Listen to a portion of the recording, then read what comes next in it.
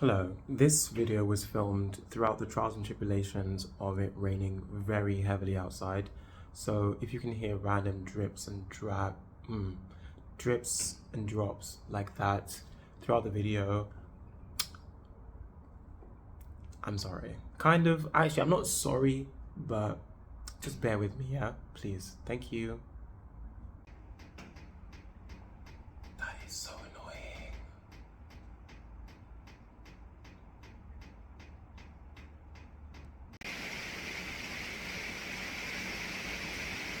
This is how loud it is when it's raining.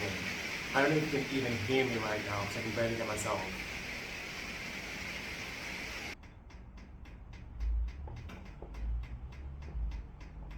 Drop it like a daddy, drop it like a daddy. Nah, nah, nah, drop it like a daddy, drop it like a daddy. Nah, nah, nah, drop it. Okay, stop. If you're wondering why I have a dictionary, it's because today we are learning. Hello, my name is Benga, and on this channel I normally talk about the plants that I own and talk about the journey that I've been through with them. However, today I want to try something a bit different, and I want to try and teach you what I have learned about some plants in general and the habits and behaviors of plants. In particular, I want to cover 4 main topics. Those are variegation, reversion, propagation, and windows. And the windows one will become clear when I get there. So that's why I have a textbook, a dictionary. It's really just a prop, but I could actually use it to look some stuff up. Maybe I'll do that actually, why not? So let's begin, I guess. Who here has heard of the term propagation? Anybody? Yes, you in the back. Correct. So propagation, actually it was the first thing that got me really interested in plants because I like my money to go as far as it can.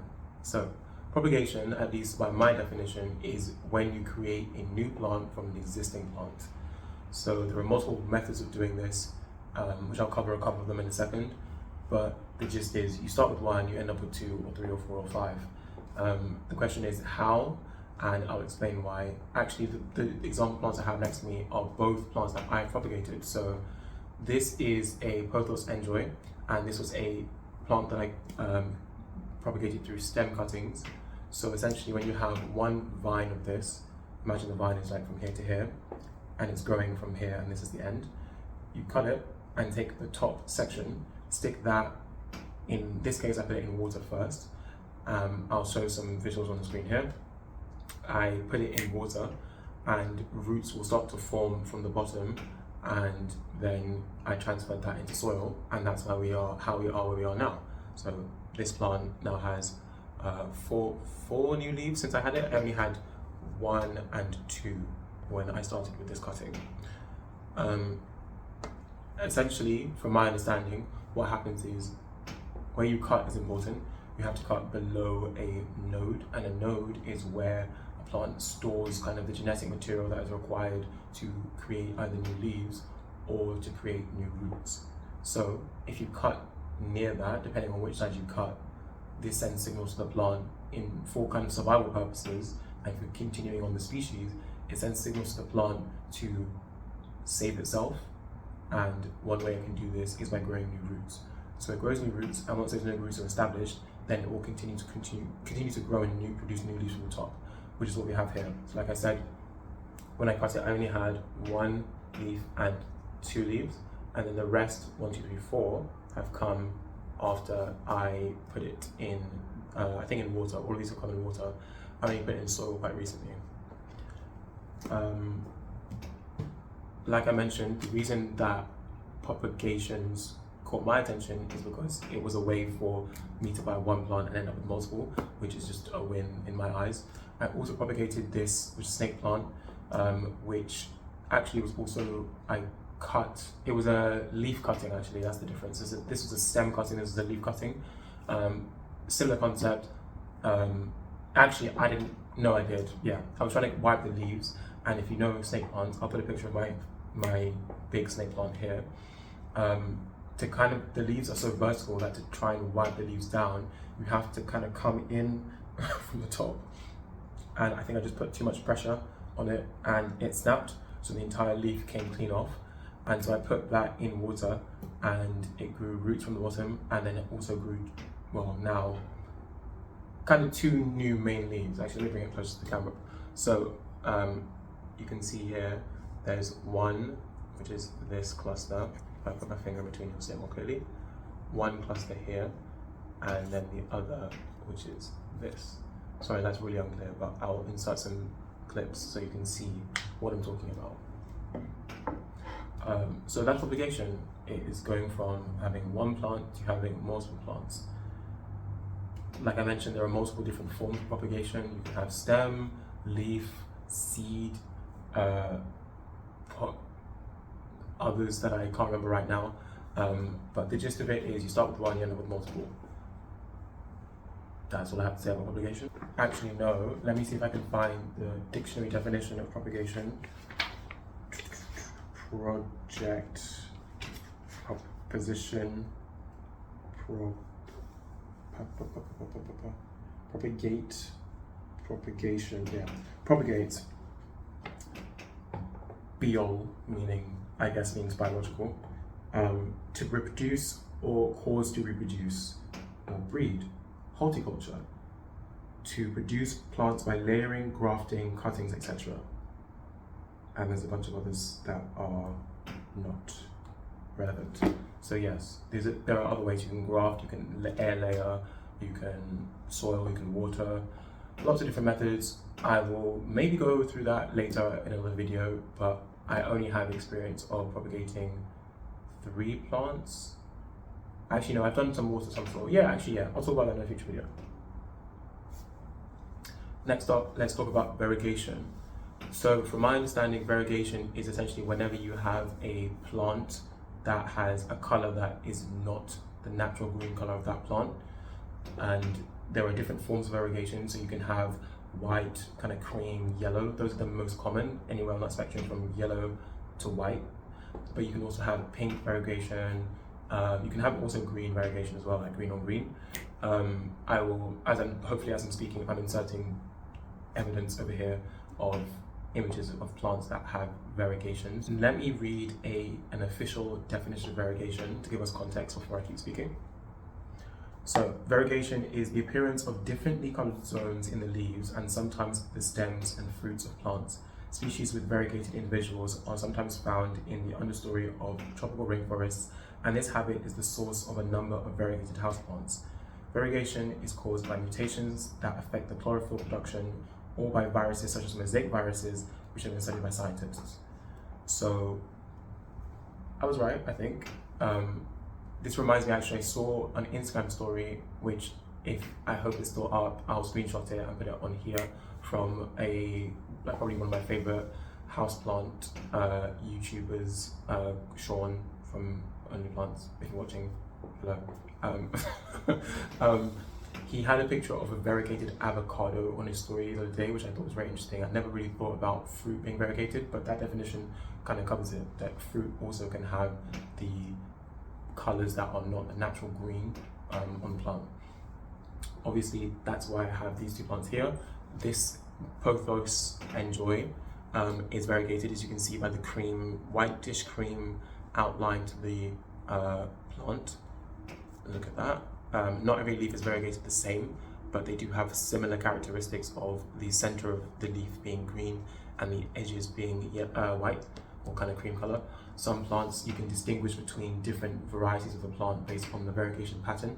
Some have the variegation in the center of the leaf and others have it on the border, and that's how you can distinguish between 2 very similar plants. I'm not a botanist, so I'm just saying what I know and what I've heard.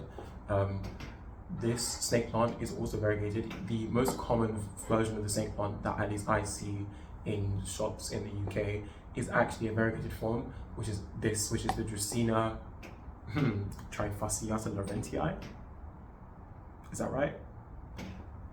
And the variegation is along the border. Let me move this other way. It's along the border of the leaf. So this it's kind of bleached out right now, but the yellow strip along the edge of the leaf is actually variegation. And you can see, relating to my previous point about propagation, because this was a leaf cutting, I'm getting ahead of myself. Let me stop. I'll come back to that. But yes, the variegation is along the edge here with this yellow marking. Next word is reversion. Reversion, from my understanding, refers to where a variegated plant goes back to its original green color. So let me actually pull up an official definition before I go any further. Reversion is the name when given to a cultivar known for its particular leaf shape, color, or other striking characteristics, reverts back to a different form found in the plant's parentage. This term is often used to describe a variegated shrub or tree that produces non-variegated shoots. So, like I mentioned, it's when a plant goes back to the way it was, and that doesn't necessarily have to be caused by something. Sometimes a plant will just do that. Like I mentioned, if I haven't mentioned by now, variegation is a form of genetic mutation, and so it can be quite unpredictable and unstable. That's also, again, why you might hear people, when they're talking about variegation, talk about the variegation being stable or unstable, because these are all mutations. It's not, it is naturally occurring, but it's not the default setting of the plant. So it may stay or it may go depending on a bunch of factors, including how you deal with the plant, what you do to it, and also sometimes by nature, it goes back to the way it was. So an example of the intervention of humans, I'm the human in question, causing reversion would be this snake plant here. So let me move this out of the way. So this snake plant, this is the original leaf of the plant, which comes from my bigger snake plant, and I was cleaning it, and because the snake plant is, all the leaves are very vertical, I was trying to clean it, and I was cleaning the leaf kind of like this, and my hand was sliding down, and at the bottom it just snapped, and the entire leaf came out. So I propagated that plant in water, and now we're here, and it's since grown 2 additional plants in the pot. You can kind of see it if it's not clear on some B-roll, but you have 1 and you have 2 additional plants in the pot. You'll notice, if you look at it maybe like this, that they do not have the variegation along the edge, and that's because the new versions of the plant are the reverted form of the plant. So through my intervention, by breaking off the leaf, I've caused it to revert. Snake plants are kind of notorious in that if you cut the leaf, so if you use a leaf cutting, the new plant that grows will be reverted. Not all plants are like that. Some variegation and reversion can be triggered by different things. So it's not the case that every single plant, if you do a leaf cutting, it will necessarily revert. But a snake plant is an example that if you use a leaf cutting, it will revert. So if you like this yellow trim and you want to propagate it, you need to look at other methods of propagation that are not leaf cuttings. Yes, that's what I have to say about reversion. Okay, the next topic I want to talk about is the windows, and that is something that I've mentioned I don't know how many times now in this video, but without explaining it, so I'm going to get into it right now. But what I wanted to talk about was the directions that your windows face, because this has an impact on the amount of light that's going to enter that room and at what time of the day. Ironically, as I'm filming this, the light is now streaming in from this direction, which it was not before, so let's call that serendipitous. Another word for the day. Listen, my vocabulary, serendipitous. I'll put the definition of serendipitous on the screen. Yes, windows. So, you may have heard people say, I put this plant in my south-facing window, or this plant in my east-facing window, and had no idea what they meant or why they were doing that. And you may not even know which direction your windows face. The reason why this is important is because your windows, the direction that they face, will determine when your plants or when that room will receive light and what kind of light it receives. For example, in your east direction facing windows, for example, in an east facing window, you'll get light in the mornings. That light is usually not very harsh, it's quite cool as well. whereas in the west facing windows you're going to get quite warm light that's more reddish. And I don't know about like the UV rays and what have you, don't ask me about that, or the wavelengths and stuff, but in appearance it's more reddish, and it's actually usually warmer, like you can feel the heat coming through a west facing window more readily than an east facing window. For most people, they would probably want to put or like seek after a south facing window. In the northern hemisphere, which is where I am, that's the direction that's going to get the most light throughout the day. So as you're thinking about this, as I'm talking, you may think, okay, my bedroom is the one that gets the best light in the house. That's probably because that bedroom gets south, it's south facing. But it's not necessarily like best light is kind of relative when it comes to plants, because not all plants require the same amount of light. I know, shocking. In nature, not all plants will have the same access to light. Some plants grow along the forest floor, some grow up to the side of trees, some grow on rocks, some grow in the middle of the desert. So they are used to different lighting conditions and they need different lighting conditions. So just sticking any old plant in any old window right up against the window may not always be the best thing for it. Some plants need less light, some plants need more light. And so knowing your lighting requirements for your particular plant and then considering which window or which room to put it in will give you a higher chance of success. Because, for example, this plant I keep in my east facing window, and that's partly because I know that if I give it too much light, the leaves will start to burn. You can actually already see that on this very small leaf here, the tip of it is already burnt and gone brown. And that, even with it being in an east facing window, that probably gets about 6 hours of sunlight. So there are some plants that are quite sensitive and don't require a lot of light. And then there's the reverse, which are the plants that need a lot of sun. If they don't get enough sun, they will start to decline. So an example of that, well, this is an example. This is an example of a plant that's quite tolerant of all lighting conditions. My snake plant, in nature, is usually in very dry and very directly lit locations. Now that I'm into plants, when I have traveled, I've seen them and been like, that's crazy, like that is just growing on the side of the road in direct sunlight, whoa. So this will probably be fine in basically any conditions. I'm trying to think if I have any plants that require a lot of light. I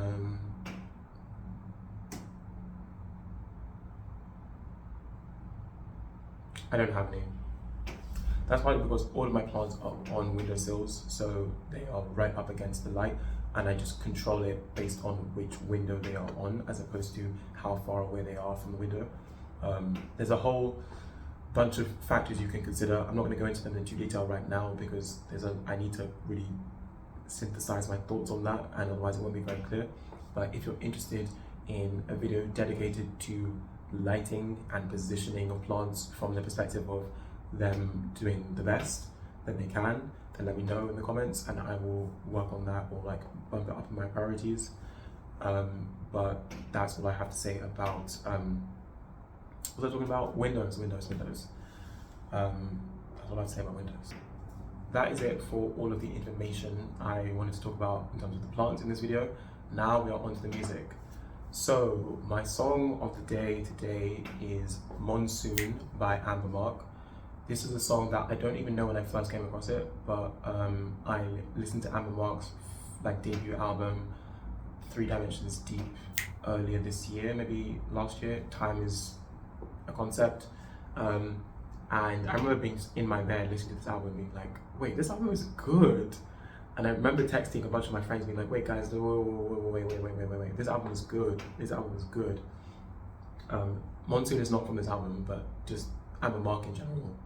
Amber Mark in general caught my attention with that album, and so I went back into her back catalogue, and I think that's probably how I found this song. It's a very sentimental song. I didn't really know what it was about at first. I just listened to it and I enjoyed the sound, but once you know what it's about, it really changes the tone of the album. So this is my understanding of the story. I could be getting it wrong. Maybe I'll correct myself in edits, but essentially the song is dedicated to her mum, who was one of the main people who was encouraging her and supporting her as she was developing her musical talent. I think she bought her first guitar, and her mother Mia died in, I'm not sure exactly when actually, but before this EP 3:33 a.m. came out, and she wrote the song about her mum and essentially I think how she misses her. And it was just when I added that element to the song, which I already liked, it really just like it hit me. I should add that I saw Amber Mark live in London last week with my friend Molly. Hey Molly, if you're watching. It was a really, really good show, and we had a great time. We also both had a moment where we were like, she is, as in Amber is fine. Like, shout out to Amber Mark. Shout out to you if you're watching this for whatever reason. Hello, hi. Great show. Would love to meet you, love to chat to you. The other Amber Mark songs that I really like and I think you should listen to are, so from her album 3 Dimensions Deep, my two favorite songs are probably, okay, my three. My number one is Cosmic. That song speaks to me so spiritually. It was, you know when a song just has you like by the neck? Every time you grab your headphones, the first thing before you do anything else is you must listen to that song.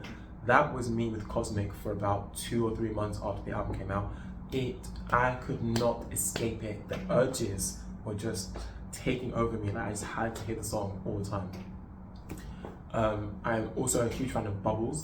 I think that's just a very interesting song in terms of production, the way her voice is used and layered. It's so upbeat, but the vocals are still coming through. Like I really like that song. And What It Is, that is a very like kind of song, you know, like if you know what I'm talking about, you get it. Like when they did that song live, I don't even know what my neck and my head was doing, because it comes from within and it expresses itself on the outside. It's the only way I can put it, really. Anyway, Amber Mark, go listen to the songs that I mentioned. Get into it.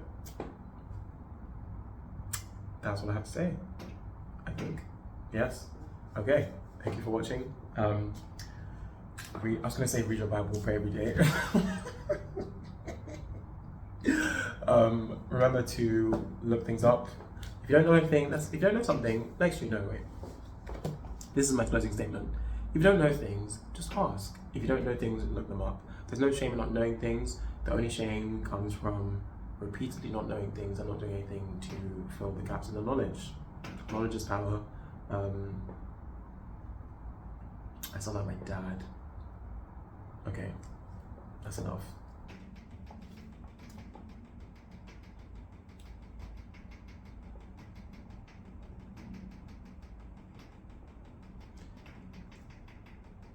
Okay, but that needs to stop.